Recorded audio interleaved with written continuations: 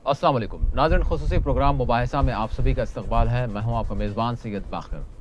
नाज़रीन, आज हम एक ऐसे टॉपिक पर बात कर रहे हैं जिसने सबको शशदर कर दिया है, सबको हैरान कर दिया है। यकीनन 100 ममालिक में साइबर अटैक हुआ है, साइबर हमला हुआ है। ये किस तरह का हमला था जिसने सबको हैरत में डाल दिया है। यकीनन 100 ममालिक में इस वायरस के फैलने की वजूहात अभी मालूम की जा रही हैं। यकीनन किस तरह की सिक्योरिटी हो सकती है, साइबर सिक्योरिटी, इस हवाले से आज हम बात करेंगे। चूँकि ये एक ऐसा मामला है जिसने तमाम मतलब मुख्तलिफ ममालिक में हॉस्पिटल्स को, रेलवे स्टेशंस को, बैंक्स को मुख्तलिफ इतलात आ रही हैं कि जिसको नुकसान पहुंचाया और जिसको ब्लॉक कर दिया है, इनके जो पीसीज होते हैं वो दरहक़त ब्लॉक हो चुके हैं। किस तरह का ये वायरस है, किस तरह का हमला है, क्या मामलात हैं, इससे किस तरह की एहतियात की जा सकती है और रिसर्च कहाँ तक इस हवाले से हुई है, इस पर आज हम बात करेंगे अपने इस खुसूसी प्रोग्राम मुबाहिसा में। मेरे साथ इस वक्त स्टूडियो में हमारे ख़ास मेहमान मौजूद हैं। खलील अहमद ख़ान साहब जो साइबर सिक्योरिटी रिसर्चर हैं, और इसके अलावा सीनियर सहाफ़ी सैयद सज्जादुल हसनैन साहब भी हैं। दोनों मेहमानों का मैं स्टूडियो में इस्तकबाल करता हूँ। नाज़रीन, स्टूडियो में मौजूद मेहमानों के अलावा सीनियर सहाफ़ी वाहिद नसीम साहब भी दिल्ली से हमारे इस ख़ास प्रोग्राम में फ़ोन लाइन के ज़रिए शामिल होंगे। इससे क़ब्ल के प्रोग्राम को आगे बढ़ाएँ, इस हमले के हवाले से हम मालूमात हासिल करते हैं कि क्या हमला था, किस तरह का हमला था। आपको बता दें कि एक बड़े वायरस के ज़रिए दुनिया के 99 मुल्कों के कंप्यूटर्स पर हमला किया गया है। इस वायरस को रैंसम वेयर अटैक से हॉस्पिटल कहा जा रहा है। इस अटैक से हॉस्पिटल्स, कंपनियां, सरकारी दफातर बुरी तरह मुतासर हुए हैं। साइबर सिक्योरिटी कंपनी इविस ने बताया कि इसने 99 ममालिक में 75,000 से ज़्यादा रैंसमवेयर अटैक्स का पता लगाया है। इस हमले से बुरी तरह मुतासरा मुल्कों में रशिया, यूक्रेन और ताइवान शामिल हैं। बरतानिया के अस्पतालों में भी हमले की जद में ये अस्पताल भी आए हैं। रैंसमवेयर को वानाक्राई भी कहा जाता है। ये एक तरह का वायरस है जिससे कंप्यूटर की तमाम फाइलें लॉक हो जाती है और कंप्यूटर के एडमिनिस्ट्रेटिव से कहा जाता है कि वो कंट्रोल बहाल करने के लिए पैसा अदा करे। पिछले महीने अमेरिका की खुफिया एजेंसी NSA के बाद सॉफ्टवेयर टूल्स लीक हुए थे। समझा जा रहा है कि इनकी वजह से ये हमला किया गया है। इस हमले से ऐसे कंप्यूटर्स और नेटवर्क्स को खतरा बताया जा रहा है जिन्होंने अपने सिस्टम्स को अपडेट नहीं किया। इस हमले के बाद माइक्रोसॉफ्ट ने कहा कि इसने एक गैर मामूली कदम उठाते हुए पुराने ऑपरेटिंग सिस्टम से चलने वाले कंप्यूटर्स को रिलीज किया है। एक सिक्योरिटी रिसर्चर के हवाले से कहा गया कि मुतासरा मुल्कों को पैसे देने के लिए 6 घंटों का वक्त दिया गया और कुछ घंटों के बाद रकम के मुतालबे में इजाफा किया जा रहा है। उन्होंने तस्दीक की कि बाज़ लोगों ने पहले कुछ घंटों में $300 अदा किए और बरतानिया के 16 हॉस्पिटल्स मुतासर हुए हैं और इन हॉस्पिटल्स ने मरीजों के आउट पेशेंट अपॉइंटमेंट मनसूख कर दिए। लोगों से कहा गया कि इमरजेंसी न हो तो वो हॉस्पिटल ना आएं। स्पेन की टेलीकॉम कंपनी टेलीफोनिका भी इस अटैक से बुरी तरह मुतासर हुई है। उधर रशिया की वजारत खारजा ने एक बयान में अपने कंप्यूटर्स पर रैंसमवेयर अटैक की तस्दीक की है। रशिया की एक टेली कम्युनिकेशन कंपनी मेगाफोन हमले से मुतासर हुई है। अमेरिका के होमलैंड सिक्योरिटी डिपार्टमेंट ने एक बयान में कहा कि लोगों को अपने ऑपरेटिंग सिस्टम अपडेट करना चाहिए। और उधर यूरोप के कई मुल्कों में इस वायरस से हमला हुआ है। लोगों ने मुतासर होने की तस्दीक करते हुए ट्वीट्स भी किए हैं। जर्मनी का रेलवे टिकट मिशन, इटली का यूनिवर्सिटी कंप्यूटर लैब, फ्रांस की कार कंपनी रेनॉल्ट और पुर्तगाल की टेलीकॉम कंपनी, अमेरिका की डिलीवरी कंपनी फेडेक्स और स्वीडन के अफसेस मुतासर हुए हैं। चाइना ने सरकारी तौर पर इस बारे में कोई तबसरा नहीं किया, लेकिन सोशल मीडिया पर जो कमेंट्स किए जा रहे हैं इनमें कहा गया है कि एक यूनिवर्सिटी का कंप्यूटर लैब मुतासर हुआ है। ये साइबर हमला एक ऐसे वक्त हुआ जबकि दुनिया के 7 अमीर मुल्कों की एक मीटिंग इटली में हो रही है जो इत्तेफाक से आलमी मालियाती निज़ाम पर साइबर हमलों के खतरे पर ही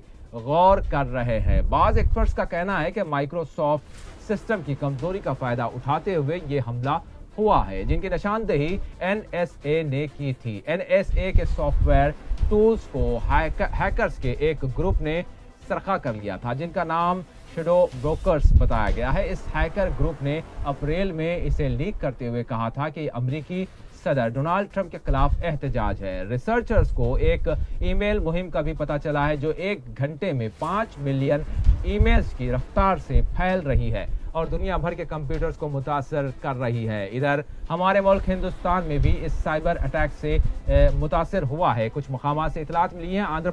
आंध्र प्रदेश की पुलिस ने तस्दीक की है कि इसके कंप्यूटर्स साइबर हमले से मुतासर हुए हैं। एक पुलिस अहदेदार ने बताया कि हम FIR और दूसरी दस्तावेजात का ऑफलाइन रिकॉर्ड भी रखते हैं। चित्तूर, कृष्णा, गुंटूर, विशाखापट्टनम और श्रीकाकुलम की 18 पुलिस यूनिट्स के कंप्यूटर्स मुतासर बताए गए हैं। Director general of police Samba Shiva Rao ने इस बात की तस्दीक भी की है।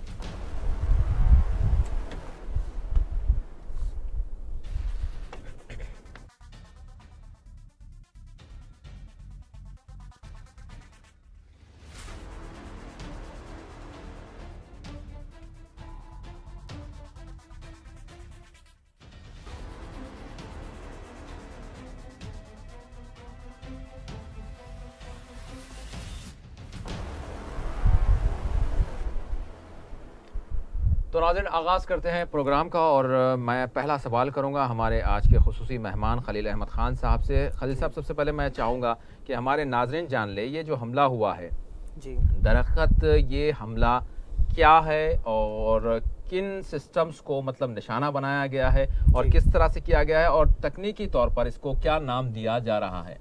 बेसिकली अभी इसको नाम वॉर क्रिप्ट के इसमें नाम से दिया जा रहा है। अच्छा। बिकॉज रैंसमवेयर अभी से नहीं 2004 से चल रहे हैं, क्योंकि आज लोगों को मालूम हुआ कि रैंसमवेयर भी इस दुनिया में है। रैंसमवेयर का मतलब ये होता है कि रैंसम अलग कर दीजिए और वेयर को अलग कर दीजिए। इस बेसिकली ये सॉफ्टवेयर। अच्छा।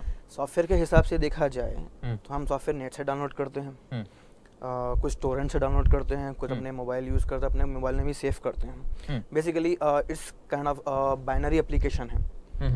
और रैंसमवेयर जो आज लोगों को मालूम हुआ है तो लोग ये बोल रहे हैं कि रैंसमवेयर क्या है, क्यों मतलब पहली बार लोग सुन रहे हैं। तो रैंसमवेयर 2004 से चल रहा है। 2010 में इसकी शुरुआत हुई थी। पहली बार यूएस में हुआ था। जी। और यूएस के हिसाब से देखा गया तो यूएस ने कि ट्विटर से हम लोग को ये मालूम हुआ था कि सिक्योरिटी रिसर्चर्स को कि कुछ सॉफ्टवेयर स्क्रीन पे आ रहा है और जो मनी पूछ रहा है। ये सॉफ्टवेयर के 2 टाइप्स हैं। एक टाइप होता है कि लॉकर, दूसरा है डिक्रिप्ट। अच्छा। लॉकर ये होता है कि आपके सिस्टम को बेसिकली पूरी तरीके से लॉक कर देता है, टेम्पररी लॉक करता है। अच्छा। और पासवर्ड आपको नहीं मालूम होगा। डिक्रिप्ट वो है जो जितने आपके सिस्टम के फाइल्स हैं सारे डिक्रिप्ट होके एक तरीके से हिडन हो जाएंगे, जो आपको दिखेगा नहीं। और एप्लीकेशन ये दिखाएगा कि पे मी 300 बिटकॉइंस और डॉलर्स। अच्छा। Then I will unlock your software. अच्छा। ये ऑपरेटिंग सिस्टम या सिस्टम जी हाँ, वही करेगा। अब बेसिकली कुछ लोग ज़्यादातर होम सिस्टम्स, स्मॉल कंपनी के कंप्यूटर्स को इतना इफेक्ट नहीं पड़ेगा क्योंकि वो लोग का कम डाटा होता है। लेकिन बिग कंपनीज जो आज हुआ है, फेडेक्स, रेनॉल्ट, ये लोग का एक ऑफलाइन डाटा होता है। फॉर एग्जांपल हॉस्पिटल की बात ले लीजिए। हम अभी कुछ एक वीडियो देख रहे थे कि आज हार्ट सर्जरी थी, नहीं हो सकी बिकॉज उसका डाटा नहीं मिला। ये चीज़ है। और रैंसमवेयर से ये है कि रैंसम, मैंने कहा कि रैंसम को अलग कर दिए, वेयर को अलग कर दीजिए। इस बेसिकली एक्सटॉर्शन, साइबर एक्सटॉर्शन कहते हैं इसे। अच्छा। पे me money, I will get back your files. अच्छा, क्या ये टारगेट करके किया जाता है या फिर मतलब ये अननोन किसी के भी पास मतलब ये आ जा सकता है किसी भी सिस्टम में? किसी भी सिस्टम में हो सकता है। अच्छा। फॉर एग्जांपल ज़्यादातर अपने इंडिया में कुछ 1 ईयर से टोरेंट्स बैन कर दिया गया था। अच्छा। बेसिकली लोगों को ये दिख रहा था कि पायरेसी के लिए बैन किया गया था। अच्छा, ये बताइए टोरेंट यूज़ क्यों करते हैं, क्योंकि हमारे नाज़रीन भी जान लें। टोरेंट अक्सर होता है लेकिन क्यों यूज़ होता है? टोरेंट्स ज़्यादातर लोग हम लोग तो इसे लीगली मानते हैं लेकिन गवर्नमेंट इलीगल मानती है। ठीक। फाइल्स डाउनलोड करने के लिए यूज़ होता है। अच्छा। खासतौर पे पायरेसी वीडियोस, पायरेसी सॉफ्टवेयर्स, कुछ जेन्युइन भी होते हैं, बाद लोग कुछ अपने ऑफिशियल के लिए भी करते हैं, लेकिन ज़्यादातर अनऑफिशियल यूज़ होता है। यानी जी बोलिए। जी, यानी इसमें ये रिस्क पाया जाता है? जी हाँ, इसमें रिस्क पाया जाता है। फॉर एग्जांपल रैंसमवेयर की शुरुआत वहाँ से हुई थी जहाँ विंडोज एक्सपी लॉन्च हुआ था। अच्छा। फॉर एग्जांपल आपने विंडोज एक्सपी टोरेंट से डाउनलोड किया हुआ है। हाँ। और 1 मंथ के बाद वैलिडिटी पूछ रहा है कि software is going to complete, उसका वैलिडिटी खत्म होने वाली है, आप उसको कीजन जनरेट कीजन से आप अपनी की मारिए। तो लोग क्या करते हैं, टोरेंट पे जाके की डाउनलोड कर लेते हैं। ठीक, वो एक रैनसमवेयर से शुरुआत है कि आप खुद एक वायरस को अपने सिस्टम में इनवाइट कर रहे हैं। अच्छा, आप तो अपनी की मार लोगे, अपनी की आप टाइप कर लोगे, आपका टी आपका काम अपना खत्म कर लोगे, लेकिन बेसिकली वो एक बॉटनेट के एक वायरस की तरह आपके सिस्टम में सेव हो जाएगा। और जब द मास्टर आदमी उसको ओबे करेगा, उसको वो बोले फॉलो करेगा कि आज तू ओपन हो, इसे बेसिकली कमांड आज स्टार्ट करो, और जो सामने वाला जो बंदा बैठा हुआ है उसको ये सवाल पूछो कि pay me 300 otherwise I will lock your system. अच्छा, बड़े कंपनीज को डाटा ये बताइए, मतलब जैसे ही किसी ने कोई चीज डाउनलोड की, अगर सपोज अगर ये वायरस उसमें आ गया है, तो क्या तभी वो इफेक्ट करेगा या फिर बाद में भी इफेक्ट कर सकता है, या फिर जो इसको ऑपरेट कर रहा है जी वो इसको मतलब निशाना बनाएगा तभी वो इफेक्टेड होगा? उसमें और टाइप्स भी है। कुछ ऐसे है जो आज से शुरू हुए हैं, ये कोई मास्टर आदमी नहीं है, ये बेसिकली ओपन किया इन्फेक्टेड हो गया। कुछ ऐसे है जो आज डाउनलोड किया है मैंने, ओपन कर दिया, मेरे सिस्टम पे एग्जीक्यूट हो चुका है, लेकिन काम भी चल रहा है, सिस्टम में काम चल रहा है, अभी आपको मालूम नहीं हुआ है। आफ्टर 1 वीक आपको वो जब मास्टर आदमी जो ऑपरेट करने वाला है, जब वो वहाँ से कमांड देगा, तो आपका सिस्टम खुद ब खुद आपसे पासवर्ड पूछना शुरू करेगा। अच्छा, कोई पासवर्ड पूछेगा या कोई लॉक कर देगा। इस बेसिकली वायरस कुछ भी कर सकता है।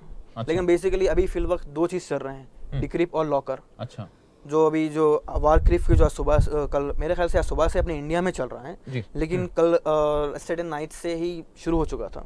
रशिया, ताइवान, सबसे ज्यादा यूक्रेन उधर से शुरू हुआ है। जी हाँ, वहाँ से शुरू हुआ है। बेसिकली रैनसमवेयर रशिया से शुरू हुआ है। अच्छा, ठीक, वो लोग इसे एडाजस्ट करे थे, वो लोग इसे शुरुआत करे थे। अच्छा, स्टार्टेड वहाँ से हुआ था। और अभी फिलहाल जो इन्फेक्टेड ज्यादा है वो रशिया की वजह से ही शुरुआत था, वहाँ से ही शुरुआत हुई इस वजह की। अच्छा, कि मतलब बेसिकली वहाँ से ही जब हम लोग मैप चेक कर रहे थे, वहीं से पिन आना शुरू होना शुरू हुए थे। अच्छा, बेसिकली रशिया, ताइवान, यूक्रेन, और सबसे ज्यादा इफेक्ट यूके में हुआ है। बेसिकली वहाँ के हॉस्पिटल की वजह से बहुत ज्यादा ही प्रॉब्लम हो चुकी है।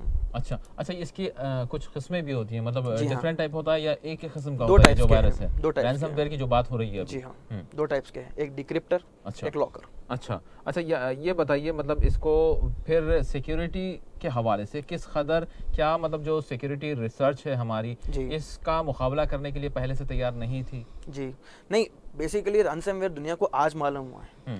जैसे टेक्निकल आदमी है, जैसे कि साइबर सिक्योरिटी के कुछ अगर टेक्निकल नॉलेज है, तो वो एडमिनिस्ट्रेटर को, वो यूजर को पहले से मालूम होगा, उन्हें अपने तरीके बैकअप बना के रखेगा। और बेसिकली बाखर साहब, अगर आपका सिस्टम इन्फेक्टेड हुआ जी, तो बहुत ही मुश्किल है वापस अपने फाइल्स लाना, बिकॉज आज जो हुआ वो 300 बिटकॉइंस मांग रहा है। हाँ, जो बेसिकली बहुत लाखों की बात है।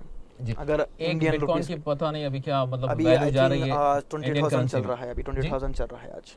27,000 चल रहा है आज। ठीक, 27-25 के अंदर ही चल रहा है। बेसिकली करेंसी ऊपर नीचे होते रहेगी, लेकिन बेसिकली उतना भी कोई मनी पे नहीं करेगा। और जैसे कि फेडेक्स कंपनी है, दे हैव टू पे, क्योंकि उनका डाटा चले गया, उनको जरूरी है जी। अब अपने होम पीसी या होम यूजर का सिस्टम अगर इन्फेक्टेड हुआ, तो बेसिकली अपने सिस्टम में क्या रहेगा बाखर साहब? सॉन्ग्स रहेंगे, इमेजेस रहेंगे, कुछ मूवीज रहेंगे, और क्या रहेंगे?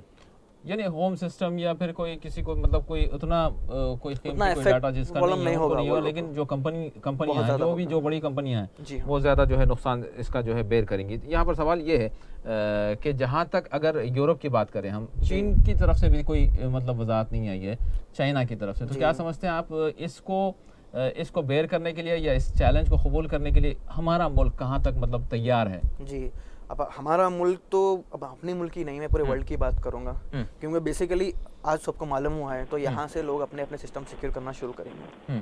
बेसिकली 2 चीज़ करना है। हाँ, अगर आपका सिस्टम इन्फेक्टेड है तो बेटर आप पूरा उसको हार्ड डिस्क वाइप आउट करिए। हाँ, या आपका बैकअप रखा हुआ है तो आप उसको रिस्टोर करिए। बेहतरीन चीज़ यही है, और 2 ही चीज़ कर सकते हैं आप।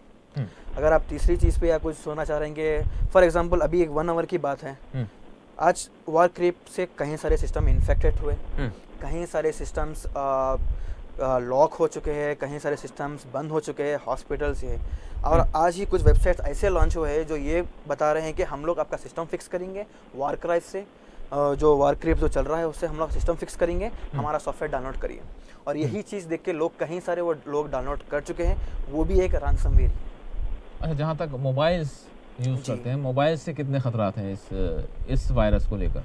मोबाइल से तो रैनसमवेयर का होते ही ज़्यादा सिक्योरिटी बहुत अच्छी है, उससे प्रॉब्लम नहीं होगा। बेसिकली विंडोज सिस्टम इन्फेक्टेड ज़्यादा है। बिकॉज ऐसा कौन सी कंपनी है, ऐसे कौन से लोग हैं वाखर साहब जो आजकल जेन्युइन वर्जन्स यूज़ कर रहे हैं। सब कोई पैरेटेड वर्जन यूज़ कर रहा है या कोई डेमो वर्जन यूज़ कर रहा है। और सबसे ज़्यादा चीज़ इम्पॉर्टेंट ये है कि जब भी हम कोई सॉफ्टवेयर यूज़ कर रहे हों तो उसका अपडेट वर्जन, उसकी हर चीज़, उसको डेली अपडेट करते रहना है, उसके बग्स एंड एवरीथिंग, वो बहुत इंपॉर्टेंट है।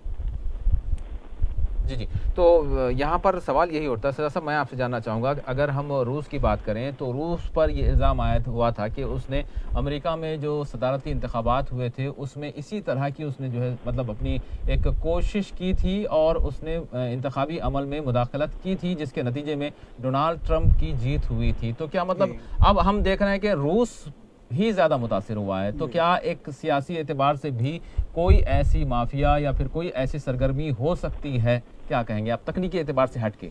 देखिए, अभी तो हमने सारी तकनीकी बातें सुनी। हाँ। हमारे दोस्त खलील साहब से जी। तो आगे की बात ये है कि अब जैसा कि आपने कहा कि रूस सबसे ज़्यादा अफेक्टेड है, उसके अलावा बरतानिया भी जो है इससे मुतासिर हुआ है। इसके अलावा जो है दुनिया के मुख्तलिफ मुल्कों में एक दहशत मची हुई है। यकीनन देखिए, आप कल आपने देखा, कल ही की ये खबर थी, आपने सुनी भी, आपने देखा भी कि FBI के डायरेक्टर जेम्स कोमी को जो है बरतरफ कर दिया गया। ट्रंप ने खुद क्यों बरतरफ किया? बुनियाद ये थी कि उनके रूस के बाज़ नुमाइंदों से ताल्लुकात थे, रूस के बाज़ एजेंट से उनके ताल्लुकात थे, और इन ताल्लुकात की बुनियाद और इन ताल्लुकात के हवाले से जब उन्हें डायरेक्टर बनाया गया था ट्रंप के दौर में, तो उन्होंने उनको छुपाया था, उन ताल्लुकात को छुपाया था। उन्होंने जो डिटेल्स फराहम की थी, उन डिटेल्स में रशिया के लोगों से इनके जो ताल्लुकात थे वो छुपाए गए थे। एक बात ये है FBI के डायरेक्टर की, इस बुनियाद पे उन्हें हटा दिया गया और आज अमेरिकी इंटेलिजेंस एजेंसी उनसे सारी डिटेल्स मांग रही है। वो डिटेल्स भी मांग रही है जो इलेक्शन के दौरान हैकिंग के हवाले से जिनकी बातें हुई थी। आपको याद होगा कि इलेक्शन में हैकिंग हुई थी, इलेक्शन से पहले, इलेक्शन से ज़रा पहले हिलारी क्लिंटन के जो है मेल्स भी जो है हैक किए गए थे, मेल्स भी पूरे हैक किए गए थे। देखिए, एक वहाँ की जो है जहाँ तक मेरा ख्याल है एक सेकंड पोजीशन की जो है वो एक प्रेसिडेंट के बाद उनकी अहम तरीन पोजीशन थी, खारजा सेक्रेटरी थे, वो खारजा सेक्रेटरी थे हिलारी क्लिंटन। उनकी मेल्स तक अगर कोई पहुंचता है तो ये एक बहुत बड़ी बात थी, एक बहुत ही जो है तशवीश की बात थी, बहुत फिक्र की बात थी। अमेरिका ने कहा था कि ये लोग तो हमारे जो है हुकूमत के अंदर घुस रहे हैं लोग, तो फिर हमारे लिए क्या सेफ रहा है। देखिए, कंप्यूटर्स आज सेंटर है एडमिनिस्ट्रेशन का, सारा का सारा मवाद कंप्यूटर्स में सेफ होता है, सारी फाइलें, सारी डिटेल, सारी उनकी जो है उनका फ्यूचर प्लान क्या है, उन्हें क्या करना है, उनके मंसूबे क्या हैं, ये सारी चीज़ें सेफ होती हैं। और वो अगर आज सेफ नहीं है तो फिर मुल्क कैसे सेफ होगा।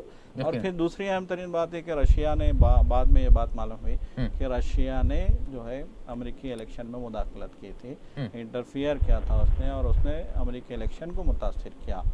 मतलब है कि असरअंदाज होना ये बहुत बड़ी बात थी। और इसी बात को लेकर अभी एक हफ्ता पहले जो है ट्रंप के सलामती के मुशीर, कौमी सलामती के साबिक़ मुशीर जो ट्रंप के मुशीर थे माइकल फिलन, उनको भी हटा दिया गया था ओहदे से। तो ये जो दो बड़ी की पोस्ट के लोगों को, एक तो FBI के डायरेक्टर को और फिर जो है सिक्योरिटी का जो मतलब है कि सिक्योरिटी इंचार्ज थे, उनको हटा देना, ये इस बात की तरफ इशारा करता है कि यकीनन रूस से कुछ हो रहा है। अब इसमें पुतिन का ताल्लुक है या एडमिनिस्ट्रेशन का ताल्लुक है या फिर नहीं है, ये अलग बात है, लेकिन रशिया से इसका ताल्लुक है, रशिया से ये एक बातें हुई हैं। यानी कोई सियासी पहलू इसके पस पर्दा जरूर है। बिल्कुल सियासी पहलू है। हम ये कह सकते हैं कि रशिया इस साइबर अटैक के जरिए कहीं ना कहीं असरअंदाज होने की कोशिश कर रहा है। देखिए, आजकल जो साइबर सिक्योरिटी का मामला सिर्फ जो है कंप्यूटर्स तक, सिर्फ एडमिनिस्ट्रेशन तक ही नहीं रहा है। अभी जो न्यूक्लियर वार हेड्स जो बन रहे हैं, अभी जो मिसाइल की टेस्टिंग हो रही है, उसका ताल्लुक भी ये तो बहुत ज्यादा संगीन मामला हो सकता है अगर ये आगे बढ़ता है तो। इन्हीं कंप्यूटर से है। तो इससे देखिए, इससे पहले कहा गया था, शुमाली कोरिया ने कहा था कि हम अटैक करेंगे अमेरिका पे, न्यूक्लियर वार हेड से मिसाइल का अटैक होगा। तो उसने कहा था कि अगर हम आपके कंप्यूटर्स तक पहुंच जाते हैं हाँ। तो आपके अटैक को नाकाम बनाना हमारे लिए कोई मुश्किल नहीं होगा। तो हैकिंग भी आजकल एक बहुत बड़ा जो है। मैं खलील साहब इसी हवाले से आपके तरफ ज़रूर आऊँगा। इस वक्त वाहिद नसीम साहब सीनियर सहाफ़ी हमारे साथ फ़ोन लाइन पर हैं। मैं उसके बाद मैं आपसे ज़रूर जानना चाहूँगा कि कंप्यूटर्स किस तरह के होते हैं, मतलब अलग अलग किस तरह के सर्वर होते हैं और किस तरह के सर्वर्स किस कदर महफूज हैं, और बिलखुसूस जिस तरह से साहब ने मतलब जिक्र किया है, तो इस तरह के क्या ख़ास कंप्यूटर्स होते हैं जो ख़ास इस्तेमाल के लिए रहते हैं, वो भी क्या आज इस तरह के ख़तरात से मुतासिर हैं? मैं पहले वाहिद साहब से जो है इस हवाले से पूछ लूँगा। वाहिद साहब अस्सलाम वालेकुम। जी वालेकुम अस्सलाम। वाहिद साहब, जिस तरह से आज 100 ममालिक तकरीबन मुतासिर रहे हैं जहाँ पर साइबर हमला हुआ है, कई मकामात पर जो रोज़मर्रा की ज़िंदगी थी वो थम गई इस हमले के नतीजे में, क्या कहेंगे आप? तकनीकी हवाले से हमने अपने आज के खुसूसी मेहमान से बात की और उन्होंने मुख्तलिफ इसके जो पस मंज़रात हैं वो उससे वाकिफ़ करवाया। मैं आपसे जानना चाहूँगा, सजाद साहब ने भी बताया, क्या ये मामला सियासी एतबार से भी कुछ अहमियत रखता है? क्या सियासी एतबार से भी रूस मुतासिर हुआ है? ज़्यादा मतलब तादाद में यहाँ पर जो है सिस्टम जो है मुतासिर हुए हैं, यहाँ का निज़ाम ज़िंदगी कुछ वक्त के लिए दरहम बरहम हो गया। क्या कहेंगे आप इस हवाले से? मैं सबसे पहले तो क्योंकि मैं आज प्रोग्राम के इससे पहले तक सुन नहीं पाया, तो क्या मैं जानना चाहूँगा कि क्या आपने क्रिप्टो करेंसी या उस तरह की चीज़ों पर भी अब से पहले गुफ्तगू की है? खलील अहमद खान साहब हमारे साथ इस वक्त हैं। मैं चाहूँगा कि खलील अहमद साहब एक मरतबा फिर ये जो हमला हुआ है इसकी मतलब एक थोड़ी सी जानकारी फराहम कर दें, ताकि नाजरीन भी हमारे जो अभी ज्वाइन हुए हैं वो भी जान लें और वाहिद साहब भी हमारे साथ हैं। दरअसल ये जो हमला हुआ है किस तरह का हमला है और इस हमले को क्या नाम दिया? जी वाहिद, माजरत के साथ कहता हूं कि मुझे मालूम है कि हमला किस तरह का है। नहीं, मैं तकनीकी एतबार से कह रहा हूँ। जी हाँ जी जी बस जी मैं ये कहना चाहता था कि देखिए हमला मुझे पता है कि किस तरह का हमला है। मैंने ये कहा कि क्रिप्टो करेंसी के बारे में अगर हमने गुफ्तगू नहीं की है तो मैं यहाँ ये बताना चाहूंगा कि हमले का असल में मतलब क्या है। बिल्कुल ठीक है। मैं ये सोच रहा था कि आप तकनीकी पहलुओं के हवाले से कुछ हमारे मेहमान से जानना चाह रहे हैं, लेकिन अगर क्रिप्टो करेंसी के हवाले से अगर आप कह रहे हैं तो यकीनन ये इसको एक मुस्तकबिल की करेंसी कहा जा रहा है। यकीनन हमने इससे पहले भी इस पर बात की, मुबाहिसे में भी बात की, मुकदमा भी हमने इस पर किया है मुस्तकिल तौर पर क्रिप्टो करेंसी, डिजिटल करेंसी के हवाले से। क्या इसका जोड़ है उससे? हाँ, मैं बिल्कुल वही बताना चाहता हूँ। देखिए, आवाम जो है इस हमले को हम जो है वो एक इंटरनेशनल कॉन्फ्रेंसी के बजाय हमें ये देखना होगा कि एक खास जो रैकेट है वो इस पर काम कर रहा है। एक खास रैकेट इस पे काम किस तरह का काम कर रहा है? ये रैकेट है कि आप देखिए कि जिस क्रिप्टो करेंसी को इजाद किया गया है, जिसकी वैल्यूएशन जो है बढ़कर बहुत हाई हो गई है, जिसमें इसके भाई साहब सबसे पहले तो हमारे नाज़रीन समझ लें कि क्रिप्टो करेंसी क्या है, मतलब ताकि फिर हम जो है मैं आपके मेहमान खुसूसी से इस बारे में गुफ्तगू करते हुए समझाना की कोशिश करूंगा कि लेकिन ये आमतौर पर ये हम समझ सकते हैं कि डॉलर के मकाम पर जो डिजिटल करेंसी है वो अब क्रिप्टो करेंसी है, उसी के हवाले से बड़ी बड़ी कंपनियां लेन देन कर रही हैं और अब डॉलर पस से पुष्ट में जा रहा है। जी हाँ, इसमें जो अहम बात है समझने की वो क्या है, वो ये है कि एक रैकेट है इसके पीछे, जिसमें इस रैकेट को जिसके अभी तक नाम का भी नहीं पता है, जिसका कोई अकाउंट नहीं है, जो बैंकिंग व्यवस्था से जुड़ी हुई नहीं है, जिसे किसी भी सरकार ने कोई मान्यता नहीं दी है, यानी कि टोटल इनलीगल करेंसी है। और इतने बड़े रैकेट ने इस करेंसी का प्रचार करने के लिए तरह तरह के हथकंडों का इस्तेमाल किया है। और आज जब वो करेंसी दुनिया में फैल गई है तो दोबारा इसको प्रमोट करने के लिए,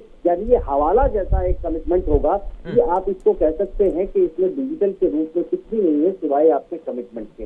ये एक वादा बाजार है और वादा बाजार जैसे सट्टेबाजों में चलता है, वादा बाजार जैसे गोल्ड के व्यापारियों में चलता है, जैसे हवाला के व्यापारियों में चलता है कि आपने यहाँ कोई पैसा दिया और आपको दुबई में किसी ने कमिटमेंट जो है दे दिया, मगर उसके प्रति एक हार्ड डॉक्यूमेंट जो है वो कहीं ना कहीं आपको उधर भी मिलता रहा है। ये एक ऐसा वर्चुअल करेंसी है जो असल में कुछ है ही नहीं। आपने एक करेंसी बनाई है और करेंसी के नाम पर आप तमाम लोगों पर ये कमिटेड हो गई है ये करेंसी कि आप इसमें कोई भी देश इसके रिकॉर्ड को नहीं मांग सकता, कोई भी सरकार, कोई भी बैंकिंग इसकी मॉनिटरिंग नहीं कर सकता। कुछ एक रैकेट है माफियों का जो इसको मॉनिटर कर रहा है। तो ये एक ऐसी करेंसी को डेवलप करके तमाम दुनिया को साइबर क्राइम के जरिए लूटने का जो एक फार्मूला बनाया गया है और ये जो अटैक किया गया है ये इसी करेंसी के प्रमोशन का एक तरीका अपनाया गया है। आप समझ लीजिए इस बात को। ये जो क्रिप्टो करेंसी है इसको आगे बढ़ाने का जो कॉइन के नाम से आप जो है इसको बिटकॉइन के नाम से जिसको बताया गया है, ये बिटकॉइन के प्रमोशन का एक खेल खेला गया है तमाम दुनिया में कि आप बिटकॉइन के लेन देन किए जा सकते हैं। ये विश्वसनीय है, जो इस पे क्राइम करने वाले भी बिटकॉइन को मांग रहे हैं। ये उन माफियों का काम है कि आप दुनिया में नहीं बता सकते कि डायमंड का रेट कौन तय करता है, मगर फिर भी रोज रेट तय होता है। आपको नहीं पता। आज तो सब जान लेंगे आम लोग भी कि बिटकॉइन क्या है, इसकी हकीकत क्या है कि आज हैकर्स भी जो है बिटकॉइन तलब कर रहे हैं, डॉलर्स नहीं। जी ये सूरत हाल है। ये एक बेसिकली ये एक षड्यंत्र है।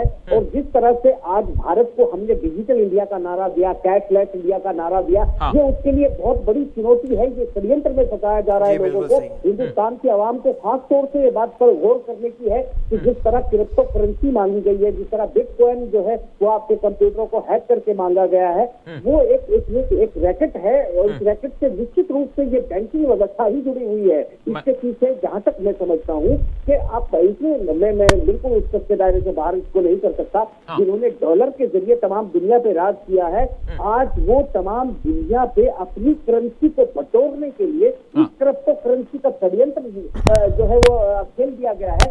यकीनन जो है वही घराना, वही फैमिली, वही परिवार जो तमाम बैंकिंग व्यवस्था का मालिक है, वही इस षड्यंत्र का मालिक होगा। और ये तमाम दुनिया में इसको प्रचारित करके, इसका प्रचार करके मैं आपको एक बात और यहाँ याद दिला दूं कि तमाम हिंदुस्तान के नाज़रीन सुन लें कि हिंदुस्तान में एक देशभक्त चैनल, बहुत बड़ा देशभक्त अपने आप को बताता है, उसने इस क्रिप्टो करेंसी का बड़ा प्रचार किया, बड़े प्रोग्राम किए और लोगों को इस तरफ उत्साहित किया।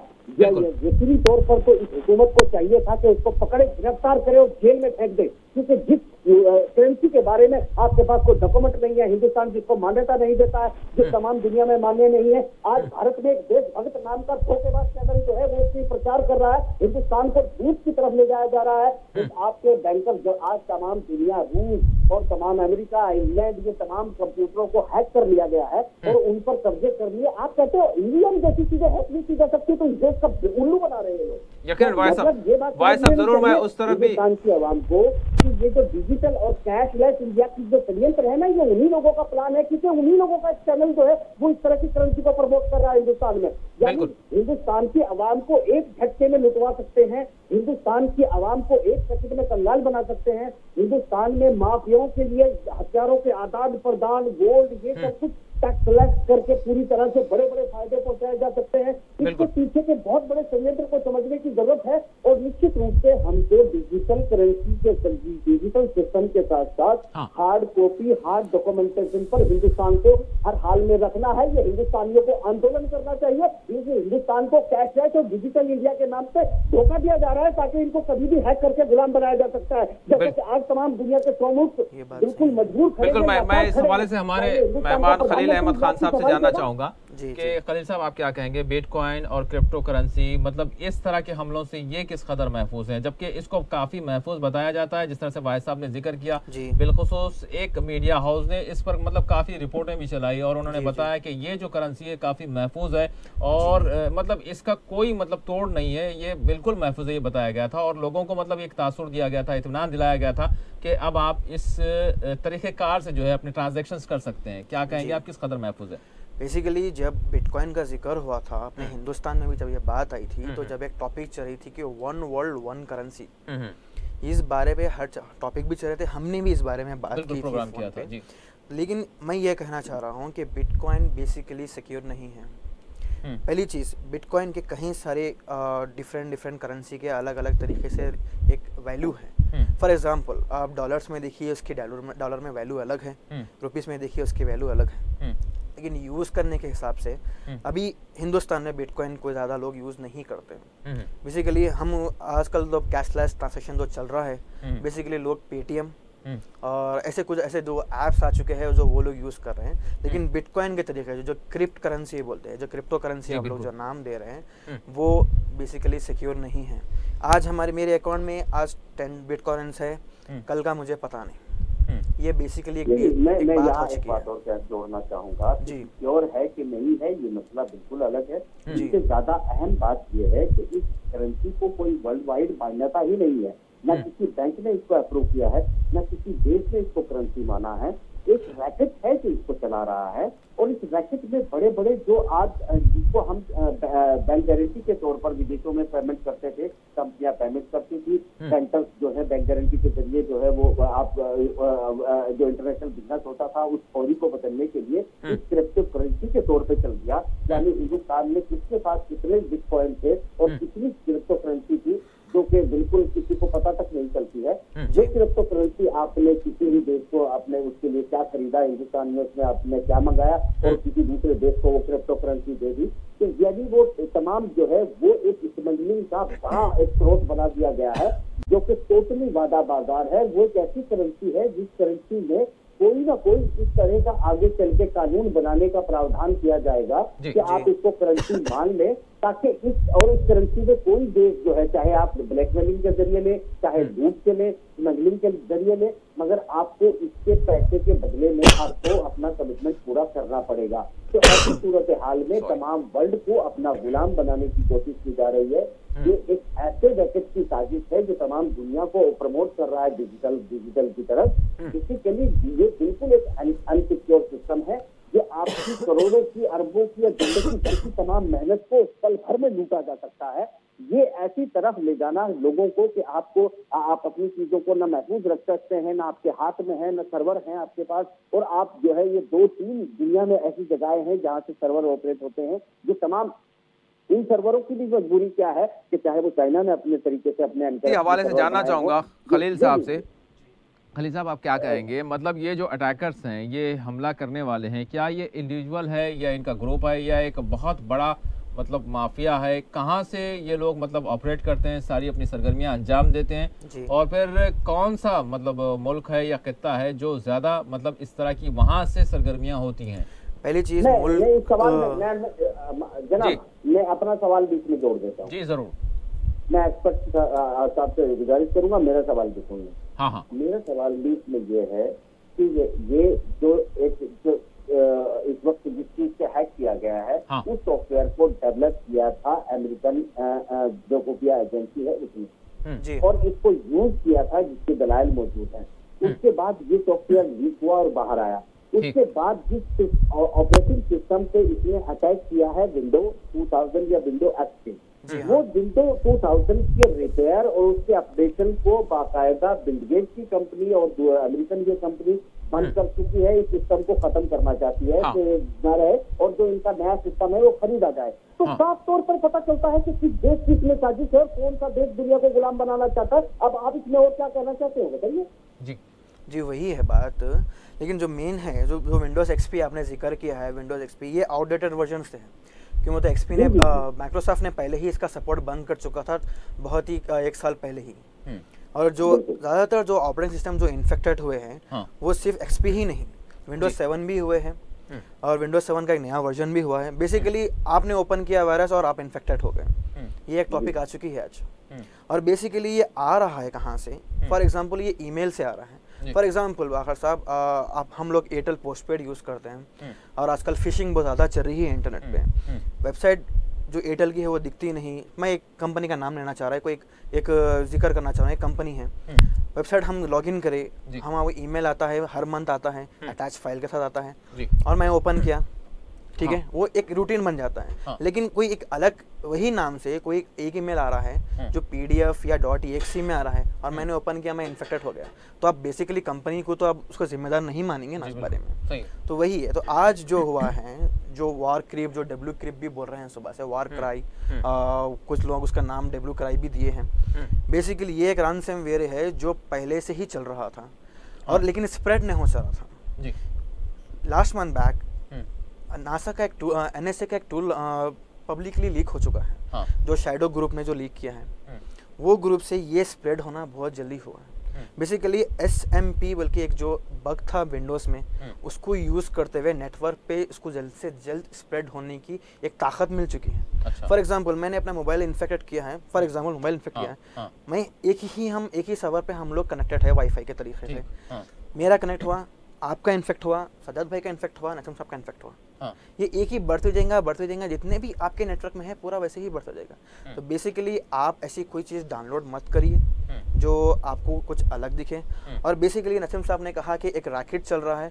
नसीम साहब, ऐसी कोई कंट्री को हम ना ब्लेम कर सकते हैं ना ही बोल सकते हैं, क्योंकि जो ये सॉफ्टवेयर जो सुबह से चल रहा है, जो मालवेयर चल रहा है, रैंसमवेयर के जो इसका लोकेशन अभी आइडेंटिफाई नहीं हुआ है। ये टॉर के जरिए चल रहा है। टॉर बेसिकली नेट पे फ्री चल रहा है और बेसिकली कोई भी इंसान यूज कर सकता है। मेरा सवाल अच्छा, जो लीक हुआ उसका सवाल है जी।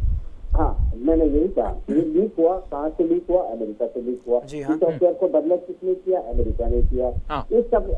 अगर ये लीक होने के बाद अब कौन इसका यूज कर रहा है? देखिए, आप अपनी जगह टेक्निकली सही हैं, मगर मैं एक पॉलिटिकल, एक सुरक्षा मामलों का जानकार हूँ। मैं अपनी आवाम के लिए, अपने नाज़रीन के लिए वो पहलू पकड़ता हूँ जहाँ से उनका सीधे ताल्लुक जुड़ता है कि वो कहाँ से इंटरेस्टेड हो रहे हैं। तो मेरा सवाल ये उठता है कि अमेरिका जैसी ताकतें जो सिर्फ, तो आप समझिए ना कि उन्होंने मांगा क्या है आपसे। वो जो ब्लैकमेलर है वो आपसे बिटकॉइन मांग रहे हैं, वो बिटकॉइन आपसे मांग रहे हैं। बिटकॉइन का प्रचार आज जो नहीं जानता था, कल वो तमाम लोग बिटकॉइन को जान जाएंगे। बिल्कुल। यानी एक नई वर्चुअल करेंसी जो है वो मार्केट में आ जाएगी।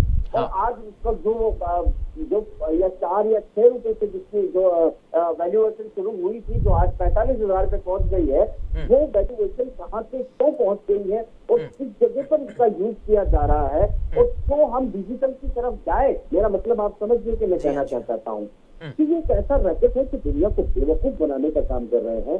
ये अपने घर में, अपने सर्वरों में, अपने रूमों में बैठकर इस तरह के जो सॉफ्टवेयर है उनको डेवलप करने का काम खुफिया एजेंसियां करती हैं, सिक्योरिटी एजेंसियां करती हैं, खोजें करती हैं, और एक दूसरे मुल्कों पर हमला करने के लिए एक से एक चीजों का इस्तेमाल किया जाता है और इसके ऊपर शोध चलती रहती है कंटिन्यूअसली। ये आप जानते होंगे अच्छे से।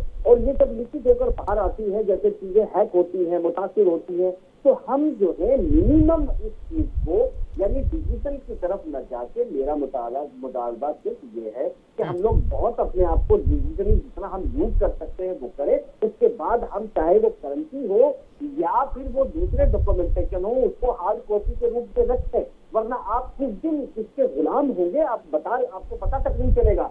आज जिस तरह की मुहिम हिंदुस्तान में चलाई जा रही है कि आप कैशलेस इंडिया होना चाहिए, डिजिटल इंडिया होना चाहिए, सब कुछ जो है वो पेपर का इस्तेमाल ना किया जाए, सब कुछ जो है वो सर्वरों में कैद हो जाए। तो ये सर्वरों में कैद होने का नतीजा आप देख चुके हैं आज। क्यों?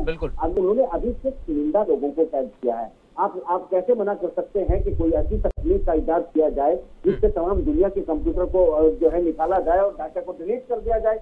डाटा को डिलीट करने के बाद आपके पास कितना पैसा था, नहीं था, आपने किसको वसीयत की थी, नहीं की थी, आपने किस कंपनी के साथ कारोबार किया, नहीं किया, आपके पास कोई प्रूफ नहीं रह जाता। मैं तो ये कहता हूँ कि डिजिटल को कोई भी सरकारी मान्यता होनी ही नहीं चाहिए, वो हार्ड कॉपी पर ही होनी चाहिए, रुपया डॉक्यूमेंटेशन के तौर पर ही होना चाहिए। कैशलेस का धोखा इस देश को नहीं खाना चाहिए।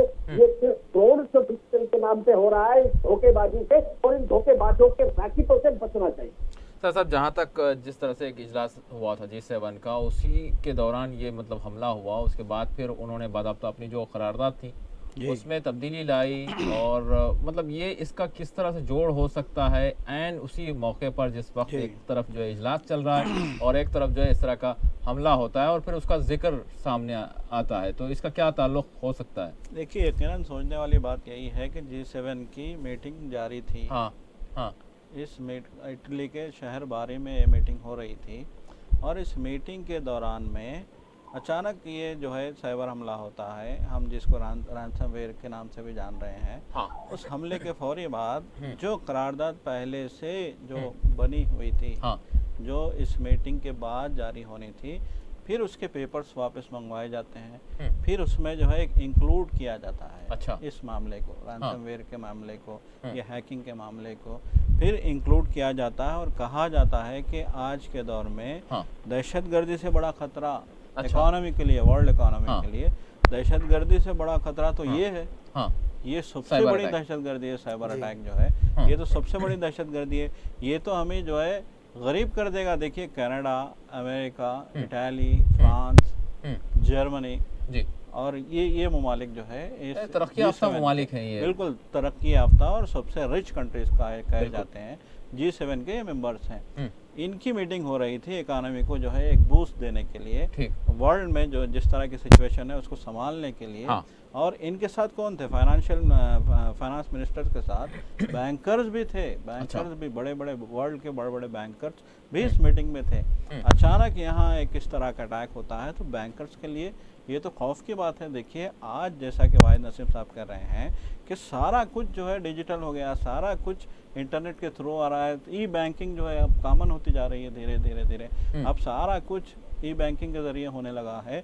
तो ऐसे में अगर रिकॉर्ड इस तरह से हैक हो जाता है, रिकॉर्ड इस तरह से गायब हो जाता है, तो फिर आदमी तो जो है एक पल में खल्लाश हो जाएगा। जिसका सारा रिकॉर्ड गायब हो गया वो करेगा क्या? वो तो दावा भी नहीं कर सकता बैंक से कि मेरा इतना पैसा आपकी बैंक में जमा है। तो इस सिचुएशन पे दहशत मच गई है इन 7 कंट्रीज में, G7 में, और उन्होंने इससे लड़ने के लिए एक नई हिकमत अमली पे जोर दिया है। अब उनका फोकस बदल गया इस अटैक के बाद।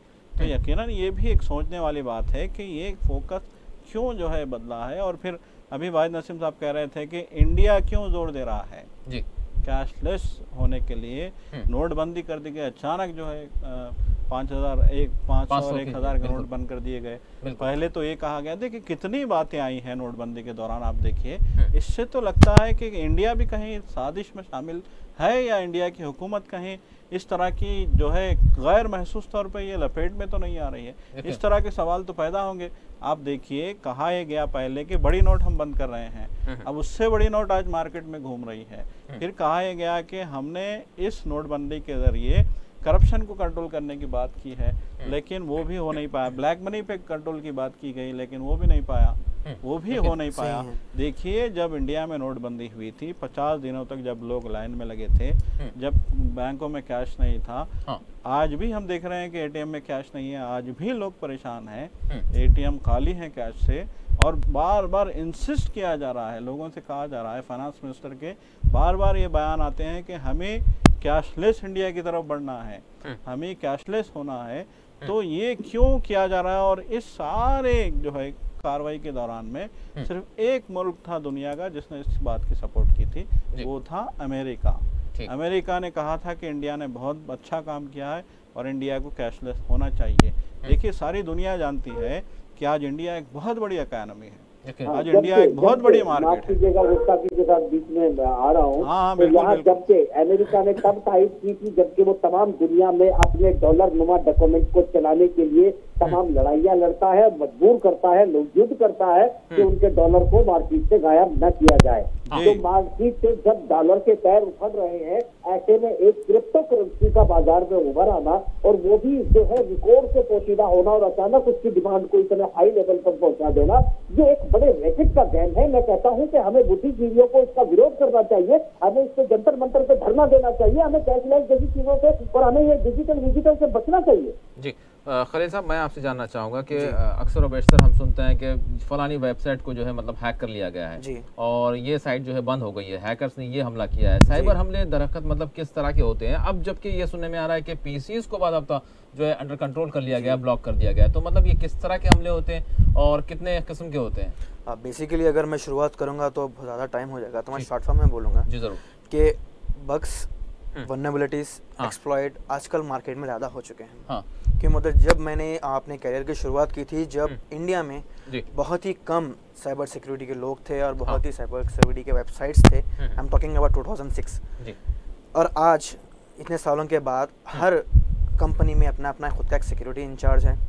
तो बेसिकली जो आपने कहा कि पीसीज हैक होना, बेसिकली रैंसमवेयर आपके सिस्टम को हैक नहीं करेगा, बेसिकली आपके सिस्टम के फाइल्स को एक ऑक्यूपाई कर लेगा, एक कॉपी कर लेगा, एक फोल्डर में उसको पासवर्ड देके रोक देगा कि आप उसको एक्सेस नहीं कर सकते। ऐसे वैसे फाइल्स नहीं, MP3, MP4, JPG, जितने भी आपके सिस्टम फाइल्स हैं, इवन आपके .txt जो आप डॉक्यूमेंट्स के लिए यूज़ करते हैं, वर्ड के फाइल्स, वो भी हैड हो जाएंगी। फॉर एग्जाम्पल वाक़ई साहब, आपकी कंपनी है और आपका एक हॉस्पिटल चल रहा है और आपकी एक क्लाइंट्स की लिस्ट है, और रात में आपने पूरा कॉपी किया है, सुबह रैंसमवेयर आ गया है और आपके क्लाइंट्स 1 by 1 आते जा रहे हैं, तो आप उन्हें क्या कहेंगे?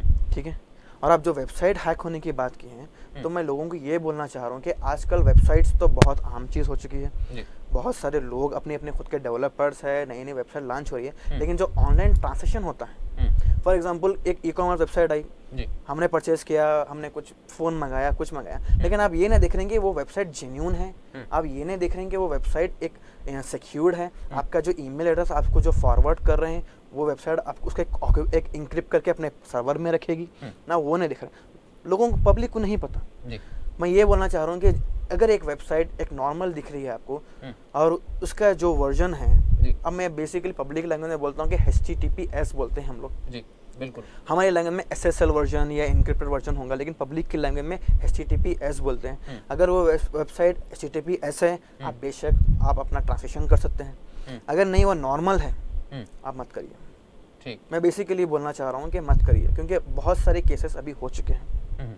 और फॉर एग्जांपल आपने कहा कि सिस्टम्स हैक होना है, ये हम खुद वायरस को अपने सिस्टम में इनवाइट कर रहे हैं। अच्छा, एक ईमेल के ज़रिए और एक जो वेबसाइट, जो वल्नरेबल वेबसाइट्स बोलते हैं हम लोग, उसके ज़रिए। अच्छा, फॉर एग्जांपल आपने ओपन किया, पॉपअप्स आते हैं जब आपने कोई वेबसाइट लॉन्च किया है या कुछ भी, पॉपअप्स आते हैं, लेकिन आप बंद कर देते हैं। कुछ लोग क्या करते हैं, इमेजेस आते हैं, कुछ वल्गर इमेजेस आते हैं, कुछ बच्चे होते हैं, क्या वो ओपन करते हैं, गेम्स होते हैं, वो गेम्स होते हैं, वो डाउनलोड हो गया। अब मैंने यही रैंसमवेयर से अगर वो SMT वो जो मैंने अभी वल्नरेबिलिटी कहा है, अगर उससे शेयर होते गया, आप एक सिस्टम पे आपने ओपन किया, उसके जरिए आपके पूरे कंपनी के सिस्टम इन्फेक्टेड हुए। ठीक, मैं ये बोलना चाह रहा हूँ कि कोई भी चीज़ आप ऑनलाइन जा रहे हैं तो देख के सही। बहुत सारे ब्राउज़र्स हैं जो सिक्योरिटी प्रोवाइड कर रहे हैं, बहुत सारे ऐसे सॉफ्टवेयर्स हैं। फॉर एग्जांपल कल से ये रैंसमवेयर शुरू हुआ है और अभी तक ऐसे कई एंटीवायरस हैं जो ये रैंसमवेयर को आइडेंटिफाई तक नहीं कर सकते हैं। अच्छा, तो वही कहना चाह रहा हूँ कि आप ऐसा एंटीवायरस यूज़ करिए जो अप टू डेट हो, आप ऐसा ऑपरेटिंग सिस्टम यूज़ करिए जो अप टू डेट हो, और जो पायरेसी सॉफ्टवेयर हम लोग यूज़ करते हैं, फॉर एग्जांपल आपने कहा कि टोरेंट का जिक्र किया था आपने, डाउनलोड किया, मैंने ओपन किया, बेसिकली फ्री है, खुशी होगी अरे फ्री का सॉफ्टवेयर मैंने यूज़ कर रहा हूँ, लेकिन आज के लिए खुशी है, लेकिन आपके बैंकिंग डिटेल्स, आपका सिस्टम के जो मेन जो सिस्टम के फाइल्स हैं, पर्सनल क्रेडेंशियल्स भी होते हैं इंसान के, वो सारे कॉपी होते रहते हैं। तो मैं ये कहना चाह रहा हूँ कि जेन्युइन वर्जन यूज़ करिए और बिना पायरेसी के अपने सॉफ्टवेयर यूज़ करिए। अच्छा, यहाँ पर मैं आपसे जानना चाहूँगा डीप फ्रीज के हवाले से, डीप फ्रीज किस कदर मतलब प्रोटेक्ट करता है? जो डीप फ्रीज बेसिकली बखर साहब प्रोटेक्ट नहीं करता है, वो सिर्फ आपके हार्ड डिस्क को वाइप आउट करता है। अच्छा, यानी मतलब कुछ वक्त के लिए जब तक डीप फ्रीज ऑन रहेगा तब तक क्या प्रोटेक्शन रहेगा इस तरह के? नहीं, deep freeze is completely different. Deep freeze ये होता है कि हम कुछ इंटरनेट कैफे में ज़्यादा यूज़ होता है डीप फ्रीज का, क्यों होता है, हम पब्लिक जाती है, अपना ब्राउज करती है, चले जाती है, उनका डाटा जैसा सिस्टम रिस्टार्ट होता है वो डाटा चले जाता है। लेकिन डीप फ्रीज बहुत ही आम सॉफ्टवेयर है, उसका कोई सिक्योरिटी से कोई लेना देना नहीं है। कम से कम मतलब जो घर के जो सिस्टम्स होंगे या फिर जो छोटे ऑफिस के या फिर कंपनी होंगी, ये कुछ वक्त के लिए मतलब इसके लिए प्रोटेक्शन होगा इससे? प्रोटेक्शन वैसे इसमें जो है कुछ भी सेव नहीं होता है? नहीं, सेफ तो कुछ नहीं होता है, लेकिन इसमें ये भी प्रॉब्लम हो जाती है कि आपको सेव कर भी नहीं सकते हैं। अच्छा, बेसिकली दो चीज़ें हैं। अगर रैंसमवेयर से आप बचना चाह रहे हैं, रैंसमवेयर ही नहीं, कोई भी एक आम वायरस ले लीजिए, वायरस के भी कई टाइप्स है बगर साहब, इतने सारे वायरस है कि अगर बोलते जाएंगे तो शो खत्म हो जाएगा। ठीक, तो वही बना चाहूँ, एक सिस्टम का अपना बैकअप बना लीजिए, एक अपने सिस्टम का एक तकरीबन वाइप आउट करके हार्ड डिस्क एक फ्रेश बैकअप, वही सिस्टम में नहीं कहीं एक पेन ड्राइव में कॉपी कर 16 GB के पेन ड्राइव आ चुके हैं मार्केट में, डाउनलोड कर दीजिए, एक डाटा अपना सेव कर लीजिए। कि मतलब आज जो रैंसमवेयर का जो अटैक हुआ है, अगर वो लोग के पास अपने सिस्टम का बैकअप होता तो वो लोग को इतनी प्रॉब्लम नहीं होती थी। जी, यानी एडिशनल ड्राइव अगर हो तो ज़्यादा सेफ्टी रहेगा। एडिशनल बैकअप कह रहा हूँ, ठीक, एक बना के रख लीजिए, या नहीं तो क्लाउड सर्वर में सेव कर लीजिए। बेसिकली अपने ऑफिस का हम लोग हर चीज़ एक डाटा एक, लेकिन जब हमला होता है तो तब वो इफेक्टेड वो भी नहीं होगा। जी, वही नहीं होगा। अगर आप उसको रिस्टोर कर देंगे, आपका सिस्टम दिखाता आपका डाटा पूरा आपको वापस आ जाएगा। अच्छा, मैं वो कहना चाह रहा हूँ। डेली कुछ कंपनी तो डेली बैकअप रखते हैं अपने सिस्टम्स का, कि वो तो बड़े कंपनीज हैं। और मैं इस बात का ताजुब कर रहा हूँ कि फेडेक्स जैसी कंपनी जहाँ जो वो इंटरनेशनल कंपनी है, उसके पास अपना खुद का बैकअप नहीं है, जो इतना सारे रैंसमवेयर से इतनी प्रॉब्लम हो चुकी है कि वो ट्वीट कर चुका है। इतनी बड़ी कंपनी है, फेडेक्स इंटरनेशनल कंपनी है, ऐसे कई और कंपनी है, सुबह से ट्वीट्स आ रहे हैं। आखिरी सवाल करूंगा इस हवाले से, मतलब अभी क्या तैयारी की जा सकती है अब जबकि एक बड़ा हमला सामने आ गया है, तो अगर हम अपने मुल्क के हवाले से, क्योंकि हम भी जो है आईटी में यकीनन एक तरक्की याफ्ता मुल्क हमारा जो है शुमार होता है, तो हम कहाँ तक मतलब इस तरह के चैलेंज को से निपटने के लिए, या फिर अब जो एक हमला सामने आया है तो इसके लिए हमारे पास किस कदर खतरात ज़ायद है, या फिर हम कुछ एवरेज हैं, हमने कुछ तैयारी पहले से कर रखी है, क्या कहेंगे आप जो हमारी कंपनीज हैं चाहे छोटी हों या बड़ी हों, इस हवाले से क्या कहेंगे आप? आखिरी सवाल 1 मिनट में चाहूँगा जवाब। मेन चीज़ आप ये बोल रहे हो कि अपने आप को सिक्योर कैसे किया जाए, मैं वही कह रहा हूँ ना, ऑपरेटिंग सिस्टम जेन्युइन यूज़ करिए, नेट से कोई ज़्यादा जो सॉफ्टवेयर जो हम लोग डाउनलोड करते हैं वो मत करिए, क्योंकि जो आपको सॉफ्टवेयर आपके काम का है अगर आप यूज़ कर रहे हो, लेकिन जो पीछे जो बैकग्राउंडली जो प्रोसेस में काम हो रहा है वो आपको पता नहीं चलेगा, खासतौर पे आम आदमी को तो बिल्कुल पता नहीं चलेगा। अगर नेटवर्क एडमिनिस्ट्रेटर है या कोई इंजीनियर है तो शायद उसे कुछ नॉलेज होगी, वो अपना सिस्टम सिक्योर करेगा, लेकिन आप बोल रहे हैं कि कम्प्लीटली सिक्योर, दैट्स इम्पॉसिबल। और आप ये बोल रहे हैं कि ये साइबर अटैक है, लेकिन मेरी नॉलेज के हिसाब से ये एक डेमो है। अच्छा, वर्ल्ड में अगर रैनसमवेयर इस तरह से अगर स्प्रेड हुआ तो वर्ल्ड इसको कैसा सिक्योर करेगी और इसका जवाब क्या देगी। और मैं आज सुबह से देख रहा हूँ कि कोई एक ऐसा एंटीवायरस या कोई एक ऐसा सॉफ्टवेयर नहीं बना जो इस चीज़ को रोके और उनका डाटा वापस ला के दे। तो बेसिकली ये है कि आप अपना सिस्टम खुद ही सिक्योर कर लीजिए। मैंने कहा कि बैकअप बना के रख लीजिए, 2 ही रास्ते हैं बाहर सर्विस का, क्योंकि अगर इन्फेक्टेड हो गया, आज चलिए भाई मैं 300 बिटकॉइंस देके पे करके अपने फाइल्स वापस ले लिया, पर इसकी क्या गारंटी है कि कल के दिन मेरा सिस्टम फिर सिक्योर रहेगा? सही, बिल्कुल एग्जैक्टली। और इस काइंड ऑफ एक्सटॉर्शन, जैसे कि हम मूवीज में देखे हैं, अपने रियल लाइफ में देखे हैं कि एक्सटॉर्शन है, पे me the money otherwise I will kill you. यहाँ पे सेम है, सिर्फ फाइल्स डिफरेंट है। पे me the money otherwise I will destroy your files. और वो सॉफ्टवेयर इतना फैल चुका है कल से कि इतने सारे कंट्रीज मतलब पहले से ही वो डाउनलोड कर चुके थे अपना सब, यानी उनके पास आ चुका था, पहले से ही आ चुका था। जब मास्टर आदमी जो ऑपरेट कर रहा था उसने उसे कमांड दिया और वो ओपन होना शुरू हुआ। कि मतलब बेसिकली इतने सारे लोग एक साथ वायरस उतना ओपन नहीं कर सकते पहले से। और ये तो तरीका है, ये पहले भी अपना चुका है, इसे बॉटनेट कहा जाता था। बॉटनेट का मतलब ये होगा बाखर साहब, एक ज़ॉम्बिस, हम लोग ज़ॉम्बिस कहते हैं, अब आप लोगों के हिसाब से मैं बॉटनेट ही कहूँगा, कि आपने एक सॉफ्टवेयर डाउनलोड किया है इंटरनेट से, पायरेटेड वर्जन है, आपने डाउनलोड कर लिया, आपने इंस्टॉल किया, एक उसका एक प्रोसेस जाके आपके सिस्टम में इंस्टॉल हो जाएगा, जो आपको दिखेगा नहीं, सिर्फ जो कमांड जो मेन यूजर है उसको ही मालूम होगा, सिस्टम को जो जिसने उसको अपलोड किया या रखा है, जो ऑपरेट कर रहा है उसे मालूम होगा। उन्हें हमें ज़ॉम्बिस कहते हैं। आपने डाउनलोड किया, सदा साहब ने डाउनलोड किया, मैंने डाउनलोड किया, आपकी स्पीड है 4 Mbps इंटरनेट की, मेरी है 4 Mbps, सदा साहब की है 4 Mbps, पूरे मिला के 12 Mbps हो गया। अगर वहाँ से ऑपरेट करने वाला किसी सिस्टम को अटैक करना चाह रहा है या कोई सर्वर को अटैक करना चाह रहा है, वो एक अटैक करेगा और ये ज़ॉम्बिस को बोलेगा कि अटैक करो, कमांड देगा, आपको पता नहीं होगा, लेकिन आपका लैपटॉप या आपका सिस्टम खुद ब खुद वो सर्वर को अटैक करना शुरू करेगा, किसी और को करेगा। जी हाँ, करे, आपको नहीं पता चलेगा, क्योंकि आपकी 4 Mbps स्पीड से ये पूरी अपन तीनों की मिला के 12 Mbps हो गई, और पता नहीं ऑपरेटर की कितनी स्पीड है, वो स्पीड से उसके पे अटैक होगा, और बैंडविड्थ हो गया, ये पहले भी अपना चुका है। ठीक, अब ये नई मोड से आ रहा है कि रैंसमवेयर। रैंसमवेयर का मैंने कहा कि pay me the money I will get back your files, यानी बहुत और सुबह से ये न्यूज़ भी आ चुकी है कि कुछ लोग ने पे किया है और 1 or 2 systems has been open correctly. अब वो लोग अपना डाटा कॉपी कर लीजिए या उसको सेव कर लीजिए या अपने तरीके से एक रिस्टोर कर लीजिए अपने बैकअप को वापस, लेकिन इंटरनेट से, टोरेंट से बहुत कम डाउनलोड करिए। और मैं ये कहना चाह रहा हूँ कि अगर आप ई-कॉमर्स पे, अगर ई-कॉमर्स वेबसाइट्स पे आप जा रहे हैं, तो अगर SSL वर्जन, आम आदमी की बात में कहूँगा, HTTPS नहीं है तो ट्रांसलेशन मत करिए। जी, बहुत बहुत शुक्रिया समद साहब, खलील साहब और सजाद साहब और वाहिद नसीम साहब। मैं तीनों मेहमानों का शुक्रिया अदा करता हूँ। यकीन नाज़रीन, ये जो कुछ भी सूरत हाल हमारे सामने आई है तशवीशनाक है। अब इसका यकीनन किस तरह से एहतियाती इक़दामात अपनाने चाहिए, ये ख़ुद यूज़र्स के लिए ज़रूरी है कि वो ऐसे हमलों से बचने के लिए एहतियाती इक़दामात करें। और साथ ही साथ यहाँ पर जिस तरह से डिजिटल, हर मामले को डिजिटल किया जा रहा है, तो ये डिजिटल तो कई सारी आसानियाँ डिजिटल सिस्टम यकीनन फराहम कर रहा है, लेकिन इसके साथ जिस तरह से ख़तरात भी आ रहे हैं, इसको भी यकीनन देखना होगा। इसी के साथ खुसूसी प्रोग्राम मुबाहिसा अपने अख्तिताम को पहुँचता है। अल्लाह हाफ़िज़।